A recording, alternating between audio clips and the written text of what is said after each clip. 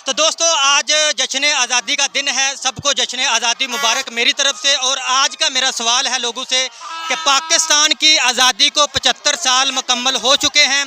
पाकिस्तान ने क्या खोया क्या पाया इन 75 सालों में, और पाकिस्तान को आगे क्या करना चाहिए, यही है मेरा आज का सवाल। तो पूछते हैं। अस्सलाम वालेकुम। वालेकुम सलाम। क्या नाम है आपका? मेरा नाम मोहम्मद ज़ैनुल आबिदीन। अच्छा, सबसे पहले तो आज़ादी मुबारक। खैर मुबारक, आपको भी आज़ादी मुबारक। Thank you. अच्छा, मुझे ये बताइएगा कि पाकिस्तान की आज़ादी को 75 साल आज पूरे हो चुके हैं। पाकिस्तान ने क्या खोया क्या पाया इन 75 सालों में? पाकिस्तान ने बहुत कुछ खोया इन 75 सालों की बात हम बाद में करेंगे। पहले हम इन 3-4 सालों की बात करेंगे कि जो इमरान खान ने ये महंगाई की, क्योंकि जब मियाँ नवाज शरीफ साहब का दौर था, उन्होंने 1998 में पाकिस्तान को एक एटमी ताकत बनाया, और उससे पहले भी 1992 में जब उनकी हुकूमत आई तो उन्होंने उस वक्त भी एक अजीम कारनामे अंजाम दिए। 1998 के बाद उन्होंने मोटरवे की भी बुनियाद रखी। उन्होंने मुल्क की तरक्की के लिए हर किस्म की जो है ना वो काम सर अंजाम दिए हैं। लेकिन इमरान खान आया, जितने भी रोड उसने तामीर करवाए वो मुकम्मल नहीं हुए। लेकिन फिर जब हमारी हुकूमत आई मियाँ नवाज शरीफ साहब की, दोबारा फिर से काम शुरू हो गए। और हम यही चाहते हैं कि मियाँ नवाज शरीफ साहब फिर से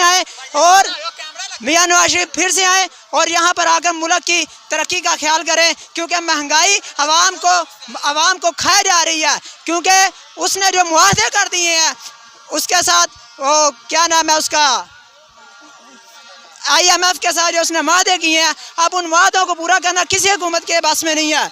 बस यही है कि उनके नीचे हम दबे रहें। और दूसरी बात जो ये कहते हैं हम अमेरिका के गुलाम हैं, भाई अमेरिका के गुलाम हम शुरू से ही हैं। अक़वाम मुत्तहिदा हमें हमारे सारे काम सर अंजाम दे रही है। हमारा जनरल वो मुंतखब करती है। हमारी जो भी फौज है, फौज के अंदर जितने भी बड़े बड़े होते हैं वो मुंतखब करती है। तो फिर हम ये क्यों ना समझे कि हम अमेरिका के गुलाम हैं। हमारी मुल्क का हर एक काम अक़वाम मुत्तहिदा के जरिए होता है। क्या हम खुद मुख्तार नहीं है?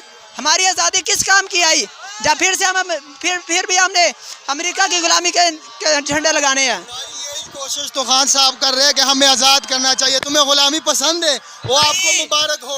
हमें गुलामी नहीं पसंद, हम आज़ाद होना चाहिए, हम आज़ाद रहना चाहिए भाई। अब आप मुझे ये बताइएगा कि क्या नवाज शरीफ जो मतलब इस मुल्क को आगे ले जा सकता है? बिल्कुल लेके जा सकते हैं, जैसा कि उन्होंने पहले मेहनत करके नवाज शरीफ साहब ने मुल्क को आगे लेके गए हैं। हमारा गरीब आवाम का सिर्फ यही सबब है, हम चाहते हैं कि हमें रोटी 2 वक्त खाने की खुशहाली से मिले, और वो सिर्फ मियाँ नवाज शरीफ साहब के दौर में मिलती थी। जब से इमरान खान साहब का दौर आया है गरीब आवाम रोटी यार भाई, रोटी तो गुलामों को जेलों में भी मिल जाती है। रोटी की बात नहीं है, बात होती है गुलामी की। ये हमारा मुल्क है, आज़ाद मुल्क है। हम कहते हैं हम गुलामी से आज़ाद हो जाए, तो इसके बाद ये तो नहीं है कि हमें रोटी मिले और हम गुलाम ही रहें। भाईजान आपकी ये जो बात है ना, हम गुलाम हैं। जनरल ज़िया था, उसने भी हुकूमत की, उस वक्त भी अक़वाम मुत्तहिदा फैसला करती थी। 1973 के अंदर जब 1963 का आयन मुकर्रर हुआ था, उस वक्त भी ये वज़ीर आज़म बना तो अक़वाम मुत्तहिदा ने बनाया था। अक़वाम मुत्तहिदा, मैं ये कहता हूँ हर काम अक़वाम मुत्तहिदा करती है जो कि अमेरिका के अंदर है। अमेरिका के वहाँ चीफ जस्टिस, तमाम हुक्मरान, तमाम जो वहाँ के फैसले करने वाले हैं वो अक़वाम मुत्तहिदा के, अमेरिका के रहने वाले, ना कोई पाकिस्तान का, ना कोई इंडिया का, ना कोई बांग्लादेश का। वहाँ पर सिर्फ क्या हम उसके गुलाम हैं, और शुरू से ही गुलाम हैं। और भाई हमें चांस मिला है, हमें पहली बार ऐसे लीडर मिल रहा है कि हमें जो गुलामी से आज़ाद कर रहा है।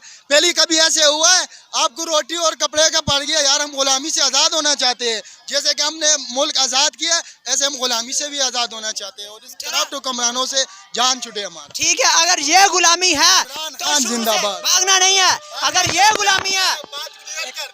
गुलामी है तो जब हुकूमत इसकी शुरू हुई थी, ये अमेरिका में क्या भंग लेने जाता था? अमेरिका में भंग लेने जाता था ये।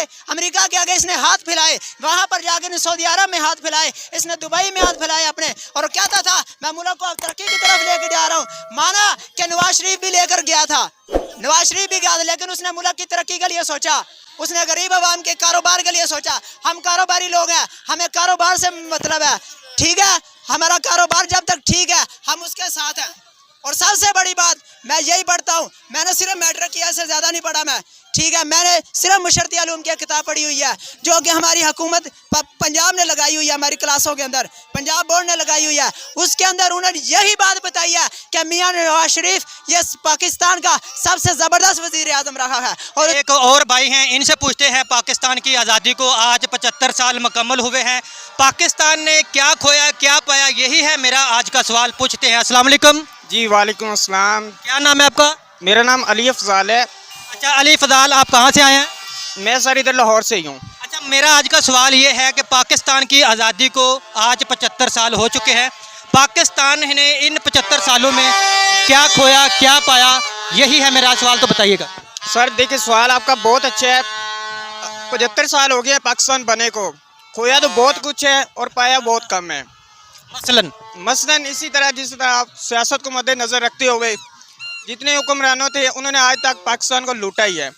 असल आज़ादी हमें अब मिली है जब इमरान खान ने आके बताया कि आज़ादी वो है जो बंदा खुद मुख्तारी जिए। अच्छा, यानी कि आपके कहने का मकसद ये है कि पाकिस्तान को आगे तरक्की की तरफ ले जाने के लिए इमरान खान बेहतर ऑप्शन है? बिल्कुल बेहतर ऑप्शन है।